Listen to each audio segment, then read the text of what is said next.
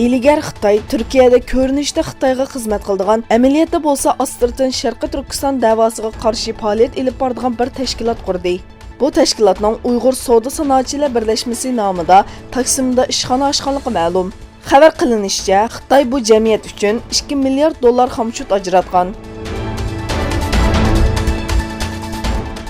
Lünen Өлke Ocakları Teşkilatının uyuştırışı bilen Xitay zulümüge sükut qilma temasida Sharqiy Turkiston masalasi haqida leksiya yig'ini o'tkazildi. Şunun bilan birga Atyurt Teşkilatı'nın merkezida Xitoyning Sharqiy Turkistondagi inson qilipidan chiqqan yig'ilish lagerlariga qamalgan diniy olimlar va imomlar haqida yig'in o'tkazildi. Yig'in ishtirokchilari yillardan buyon Xitoy yig'ilish lagerlarida tutib turilayotgan urug' tuqqanlari va oila a'zolari haqida Birlashgan Davlatlar Tashkiloti va xalqaro kishilik huquq tashkilotlariga kerakli isbot va ma'lumotlarni berdi. Uningdan boshqa inson va madaniyat harakati Üsküdar sho'basi o'rinlashtirgan yig'inda Hidoyatullo O'g'izxon Sharqiy Turkiston masalasini tunishtirdi va hozirgi vaziyat haqida ma'lumot berdi. Shvetsiyaning poytaxti Stokgolmdagi Xitoy bosh elchixonasi oldida Xitoyning Sharqiy Turkistondagi kishilik huquq tajovuzchiliklariga qarshi namoyish o'tkazildi.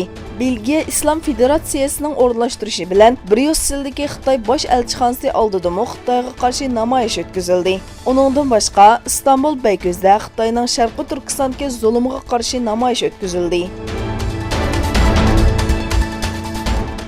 Guaido'ning qo'llovchilari Amerikani Venesuelaga mudohala qilishga chaqiriq qilishni davomlashtirmoqda.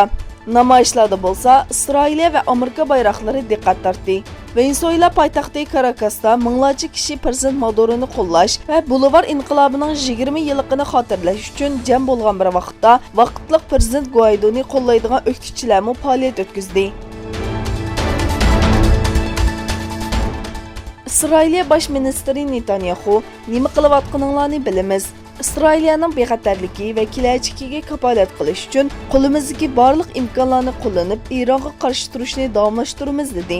İsrailiya Baş Ministri Benyamin Netanyahu Eronning yangi uzun musofirlik boshqariladigan bombasini sinab qilishiga qarta Tehronning nemish qildiganligini va nada qildiganligini bildiganligini, Eronga qarshi kerakli qadamlarni besishga tayyor ekanligini aytdi.